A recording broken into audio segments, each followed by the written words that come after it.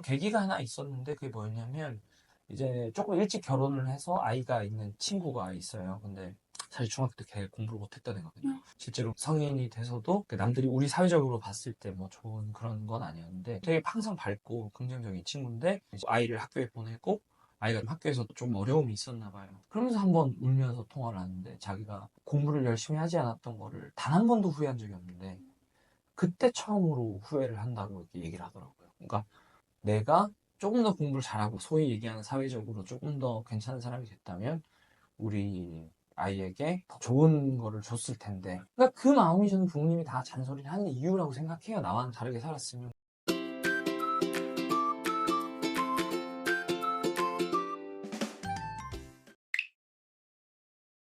아마 부모님이 다 공감하실 텐데 첫 번째는 우리 학창 시절에 공부하려고 하는데 엄마가 언제 하니? 숙제 언제 할 거야? 네. 그럼 진짜 하기 싫어지죠. 왜냐면 그게 우스갯소리가 아니라 사실은 그 일의 주인이 자꾸 너가 아니라 나라는 부모님이라는 메시지를 계속 주는 거예요. 그 말이 결국. 네, 그렇죠. 왜냐면 이걸 안 했는데 더 화나는 사람이 그 일의 주인 아니겠어요? 그게 사장 마인드죠. 결국 사장이 이게 안 되면 제일 책임을 지고 화나는 사람이니까 더 열심히 하게 되는 거고. 네. 물론 당연히 처음부터 그게 쉽지 않죠. 여기서 드리고 싶은 얘기는 아이들도 나름대로 각자의 계획이 있어요. 완벽하진 않아도 나름대로 이거 하고 이거 해야지라는 있는데 그러니까 여기서 개입하지 전혀 마시다가 아니라 딱 그걸 좀 들어봐 주셔야 돼요. 예를 들면 이걸 오늘 언제 할 건지. 아, 근데 심지어 언제 어떻게 하라는 것까지 정해주면요. 그건 애초에 내 계획이 아니잖아요. 그러면 당연히 그거에 대해서 주도성이 떨어질 수밖에 없고, 또 예를 들면 이런 거죠. 분명히 우리 언제까지 하기로 합의를 했어요. 네. 부모님과 아이가 숙제. 근데 부모님도 불안하잖아요. 조급하잖아요. 결론적으로 얘를 못 믿었어요. 그러니까 기한이 되지 않았는데 일주일 동안 하기로 했는데 한 3일 이틀 남기고부터 언제 할 거니? 언제 나가니? 그러면 그러니까 부모님도 왜 그런 말씀하시는지 알아요. 네. 당연히 진짜 안 하고 속 터지니까 그럼에도 불구하고 그 메시지는 계속 난 너를 못 믿고 있어라고 얘기하고 있는 것과 다르지 않죠. 그리고 여기서 우리가 짚어봐야 되는 것 중에 하나는 분명히 엄마가 봤을 때 아빠가 봤을 땐 2시간 정도는 걸릴 일이에요. 지금 시작해도 늦었어요. 근데 1시간 지나고 30분 지나고 해도 안 해요. 그러니까 속 터지죠. 결론적으로 30분 남기고 애들이 막 부랴부랴 했는데 못하니까 울고 불고 난리 나는 거예요. 근데 여기서 이제 부모님들이 이 문제의 진단을 좀 잘못해요. 집중력이 부족해요. 의지가 없어요라고 진단을 하시는데 근데 진짜 얘가 의지가 없었으면요. 결국 30분 남기고도 안 했어야 돼요. 문제의 본질은 어른 눈에는 2시간짜리로 보인 건데 이 아이 눈에는 이게 30분짜리로 보인 거예요. 의지의 문제가 아니라 능력의 문제라고요. 이 일이 얼마나 걸릴지에 대한 능력. 이건 어른들도 마찬가지예요. 우리 이 일을 할 때 어떤 마감 기한이 정해졌으면 이 일이 어느 정도 걸릴지를 그러니까 시간에 대한 네. 계산이 필요하잖아요. 그게 안 되면 되게 일하기가 어렵죠. 그러니까 똑같은 거예요. 우리가 계속 그걸 훈련해온 거예요. 근데 아이들은 어리기 때문에 그 훈련을 못한 거예요. 더더군다나 아이들한테 이 일을 하는데 스스로 계획을 세워보라는 기회를 주지 않았기 때문에 이 일을 하는데 얼마만큼 시간이 걸릴지를 아이들은 생각해 본 적이 없죠. 중고등학생들한테 제가 가용 시간 얼마 있어요? 일주일 동안 물어보면 답할 수 있는 10명 중에 1명도 안 돼요. 근데 계획을 우리 왜 세워요? 계획을 세우는 이유는요. 시간이라는 자원이 제한이 없으면요. 계획을 세울 필요가 없어요. 우선순위도 마찬가지예요. 뭐부터 할지가 정하는 게 우선순위의 본질이 아니라 자원이 부족할 때 뭐부터 하지 않을지를 정하는 게 우선순위예요. 그럼 뒤집어서 얘기하면 결국은 아이들이 어릴 때부터 훈련해야 되는 상당수가 놓치지만 중요한 부분은 이 일을 하는데 얼마만큼의 시간이 걸릴지를 예측하는 연습. 그게 제가 그 아이들 디맵이나 마운치고 하면서 꼭 시키는 일이에요. 실제로 예측해보고 그 결과를 비교하는 거 그냥 인지하는 것만으로도 본인은 2시간 생각했는데 실제로 한 3시간 걸렸어요. 갭을 인지하는 것만으로도 이건 줄어들고요. 거기에 제가 덧붙여서 거기서 애들한테 가르쳐 주는 건 예를 들면 100페이지, 뭐, 10페이지 문제집 처음에 풀면 얼마 걸릴지 몰라요. 네. 그럼 그걸 계산하는 방법은 쪼개봐야죠. 한 페이지를 풀고 대략 어느 정도 걸렸다? 그럼 10페이지가, 이 정도 걸리겠구나. 하루에 얼마씩 공부를 해야 내가 이 기한 안에 끝낼 수 있구나라는 거를 알 수 있거든요. 네. 그러니까 그런 연습들이 저는 오히려 자기주도 학습을 의지의 문제로 접근하기보다 자기주도 학습이 안 됐던 근원적인 이유가 뭔가에 대해서 문제를 바라봐야 아이들한테 진짜 지속 가능한 해결책을 줄 수 있죠. 그래서 그런 일들을 아이들과 플래너를 쓰면서 하고 있는 것들이고 그렇게 하면 애들이 진짜 개선이 돼요. 최근에도 디냅 수료한 아이가 어떤 8주 동안 하고 성장했던 얘기를 했을 때, 네. 할 일만이 중요한 게 아니라 내가 이 시간을 계산해서 계획을 세우는 게 매우 중요하다는 것이, 그러다 보니까 결론적으로 뭐가 됐느냐? 계획을 하면서 성취감을 느끼게 됐어요. 왜냐면 성취하는 일들이 많아지니까. 그래서 제가 말씀드린 게 계획과 실천에서 실천이 안 되는 게 우리 문제라고 생각하는데요. 상당 부분이 계획이 문제인 경우가 많아요. 제가 수능 현역 때 망하고 재수해서 서울대 간 공부 잘했던 애들한테도 질문했을 때 현역 때 문제가 뭐였느냐?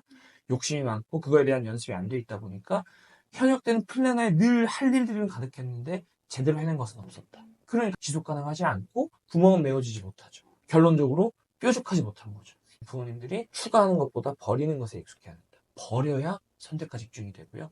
성취라는 걸 할 수 있습니다. 그리고 이제 또 하나는 합의 얘기의 연장선인데, 기한에 대한 합의도 있지만 이거 다 풀면 게임하게 해줄게, 이거 다 풀면 뭐 하게 해줄게 많이 하시잖아요. 네. 그렇게 합의를 했으면 지켜야 되잖아요. 부모님들이 문제집 언제 가니까 풀면 게임하게 해줄게 라고 했어요. 부모님 생각했을 때 이거 2시간 정도 걸려요. 근데 30분 만에 막 풀어와요. 그러면 일단 그때부터 불신이 싹 터요. 아, 대충 했는 거 아닌가? 그러니까 아이한테 제대로 했어? 의심의 메시지가 전달되고, 결정적으로 거기서 30분에 안 걸렸으니까 조금만 더 풀어볼까?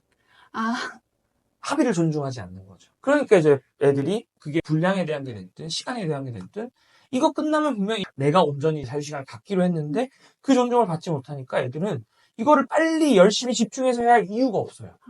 그냥 설렁설렁 하는 거죠. 대충 하는 거죠. 어차피 이렇게 한 대로 지켜지지 않을 것을 아니까. 결론적으로 아이들은 존중을 받지 못하는 거고. 그럼 이제 이런 얘기 하시죠. 아, 근데 대충 하는데 어떡해요? 여기서 부모님들이 접근을 제대로 하셔야 되는 게, 그러면 시간이 늘린다고 해서 그게 제대로 되나요? 다른 문제예요. 애초에 그 합의 안에 제대로 한다는 것에 대한 기준이 들어가 있어야죠. 예를 들면 문제집을 풀었는데 틀렸다. 틀린 문제에 대해서 오답 노트를 하는 것까지가 안에 포함된다. 그럼 이 아이 입장에서 제대로 해내야 될 수밖에 없죠. 더 열심히 해야겠네요. 양을 늘리는 것과 제대로 한다는 것은 다른 의미예요. 제대로 한다는 것에 대한 기준을 알려주고요. 그걸 가지고 원칙을 세워야 이 문제가 해결되는 거죠. 근데 이게 아니라 이걸로 해결하려고 하니까 서로가 불쾌한 경험을 네. 계속하는 거죠. 작가님이 하고 계시는 사업 중에 디냅이라는 프로그램이 있는데 네. 자기주도성의 의미를 깨닫고 좋게 변화된 사례가 있으면 네. 하나 또 설명해 주셔도 좋을 것 같아요.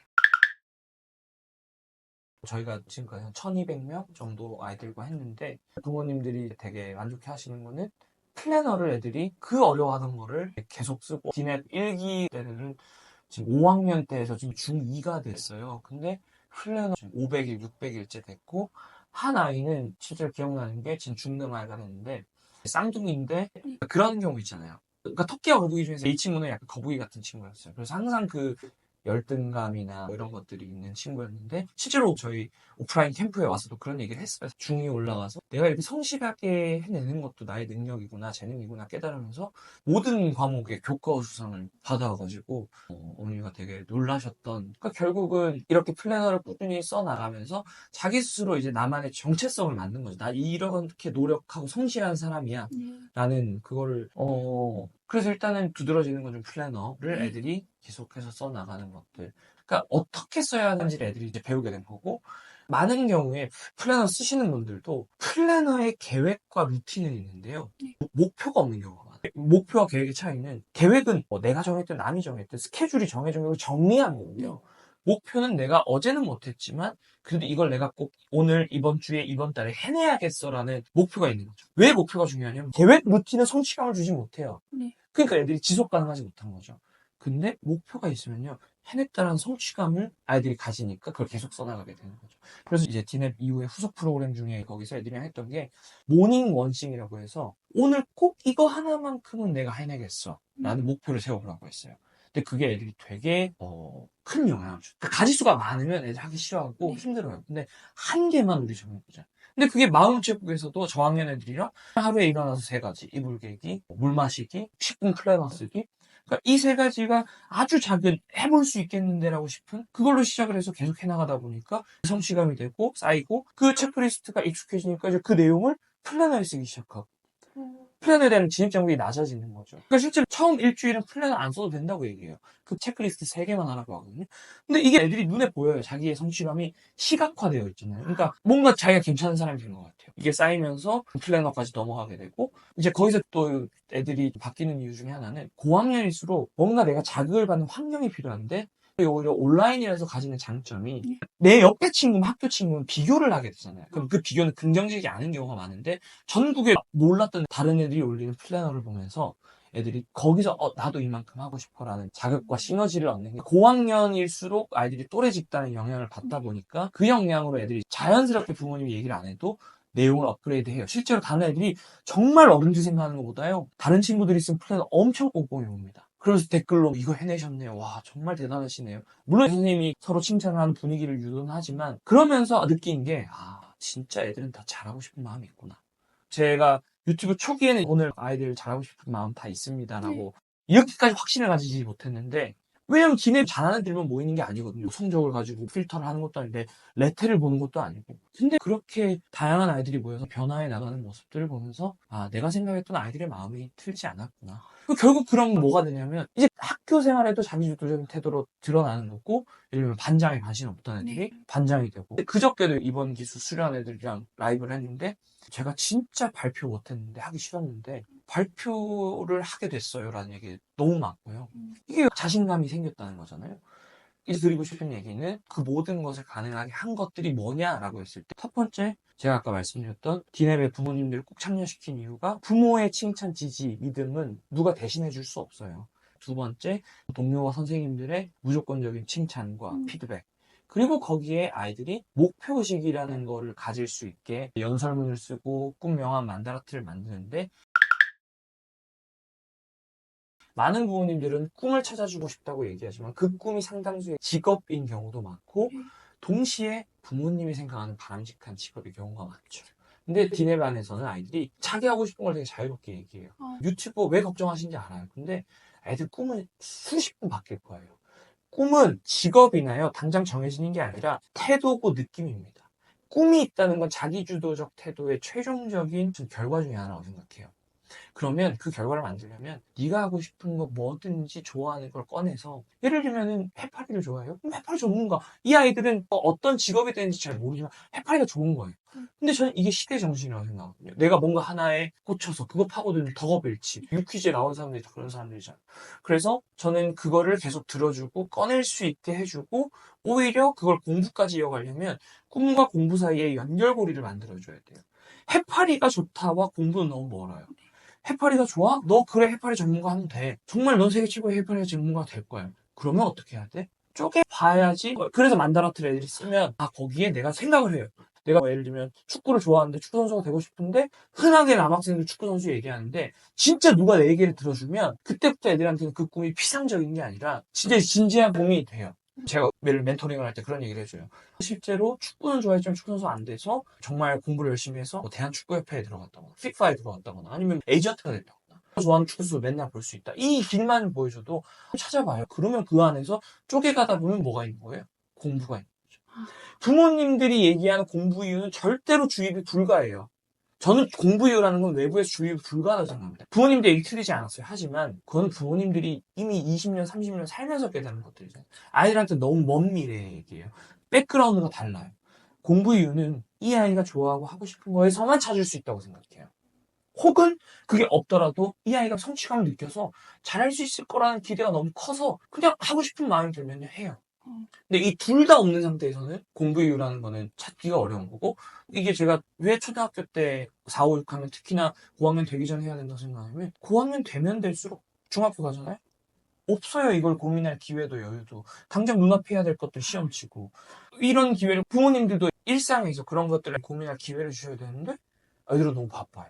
그러면 이게 어불성설 아닌가요? 사실은 애들이 어릴 때 갖고 있었던 씨앗들이 나중에 모든 걸 해내는 가장 모든 것에 중요한 이유였는데 우리 놓치고 있었던 거죠.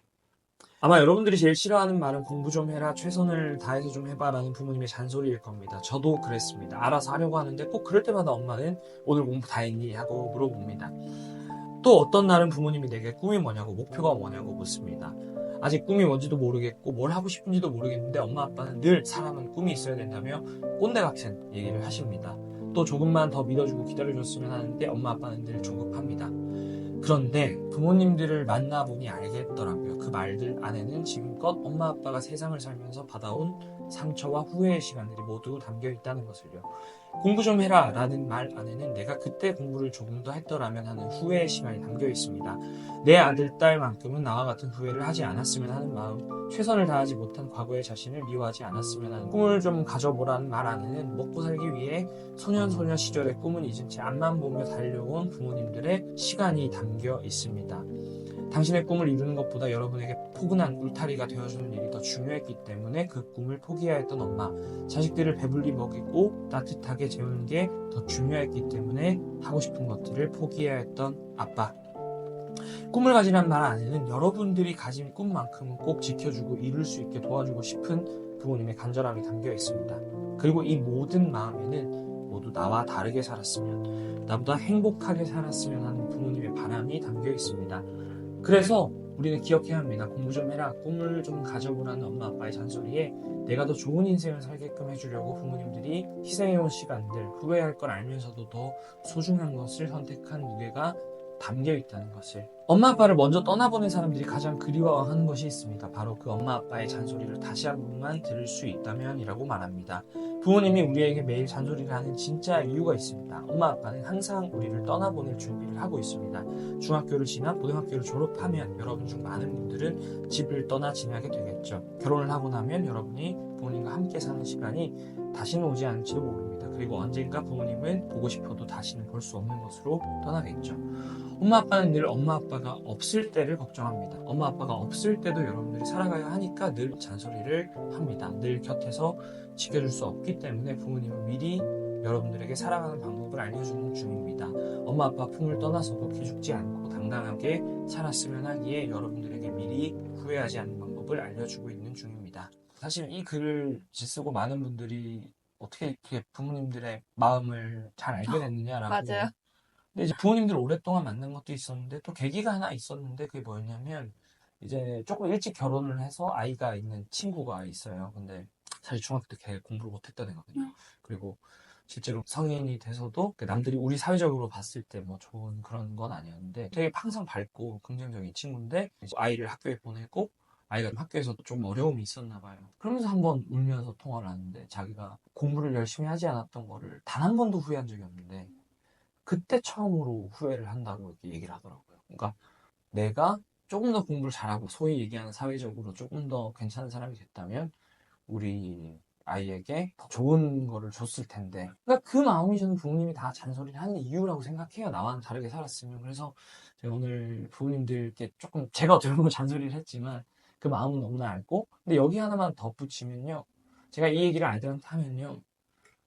아이들 다 알고 있어요. 나의 부모가 나를 위해 애쓰고 있다는 걸 표현하기가 어렵고 표현하지 못할 뿐인데요. 그래서 저는 우리 부모님들이 아이들이 그런 마음이 없다보다는 그런 마음이 아이들 다 있어요. 근데 그 진심이 서로가 전해지지 못하다 보니까, 그리고 그 벽 중에 하나가 이제 학습이라는 벽이죠. 근데 이 진심, 이 본질이 되면요, 다른 것들은 지켜질 거고, 그런 맥락에서 그러게 되려면 부모님도 내가 행복해야 되고, 그러기 위해서 늘 우리 아이들만 아주 작은 성취가 중요한 게 아니라 부모님도 성취가 중요하고, 내가 지금까지 잘해왔던 것들에 대한 칭찬. 그러니까 다른 부모님들이랑 내가 어떻고 비교하시지 마시고요. 다 최선 다하고 계시잖아요. 내가 지금 잘하고 있는 것들. 또 예를 들면 오늘도 오면서 댓글 보니까 한 부모님이 제가 바빠서 아이한테 요리를 또 잘 못해서 밥이나 이런 걸 잘 많이 못 해주는데, 그래도 제가 이제 직업적인 이유로 아이와 대화를 좀 많이 하게 되고 쉽게 설명해 주는 걸 잘합니다. 그래서 아이의 어휘력에 많은 영향을 주고 있는 것 같아요. 저는 그게 되게 좋은 거라고 생각하거든요. 모든 게 완벽할 수 없잖아요. 근데 그래도 내가 잘하고 있는 걸 봐야 더 잘하고 싶은 마음이 드시고, 나도 잘하고 있구나 성취감을 느끼실 거니까. 저는 오늘 영상이 그런, 최종적으로는 부모님이 행복해지시는 게 오늘 모든 얘기들의 저는 첫 출발이 아닌가 생각합니다. 네. 감동적인 말씀을 해주셔가지고 위로와 네. 위안을 받았는데요. 오늘 긴 시간 동안 정말 좋은 말씀 나눠주셔서 감사합니다, 작가님. 아, 감사합니다.